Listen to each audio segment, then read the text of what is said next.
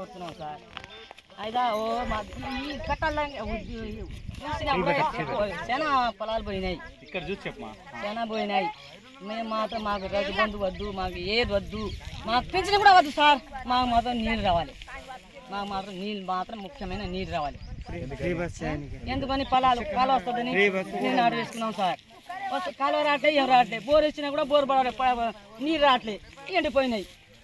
ఏం తిని బతకాలి సార్? ఇద్దరు కొడుకులు, ఇద్దరు కొడుకులు పోయిరు, కూలికి పోయిరు, పొలాలు వదిలిపెట్టి పోయిరు, ఇంకేం చేయాలని నేను ఒక్కదానే ఉన్నా సార్.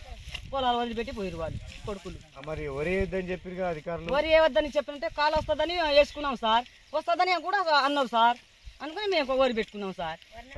ఈ మధ్యాహ్నం ఆపిరు సార్. మమ్మల్ని రానిస్తలేరు. ఇంతకుముందు నీళ్ళు వచ్చినాయి, ఇంతకుముందు నీళ్ళు వచ్చినాయి సార్. ఇంతకుముందు నీళ్ళు వచ్చినాయి, మంచిగా పంటలు మంచిగా వెళ్ళినాయి. ఈ వర్షాకాలం ఈ కాలం మాకు నీళ్ళు అసలే రానిస్తలేదు. ఏం చేయం సార్ మేము? మాకు ఏ వద్దు, మాకు రైతు బంధు వద్దు, మాకు పింఛని వద్దు, మాకు ఏ వద్దు సార్. మా మాత్రం నీళ్ళు మాత్రం ముఖ్యమైన నీళ్ళు రావాలి. చాలా మంది పింఛన్లు కావాలంటే వద్దు, అసలే వద్దు. మాకు పింఛన్ కూడా వద్దు, మాకు బస్ అది కూడా పిరి వద్దు. మాకు ఎందుకని వద్దు? మాకు నీళ్ళు రావాలి ముఖ్యమైన. బతాం సార్. పింఛని ఒక 2 ఏళ్ళు ఇస్తే ఏం పోతాం?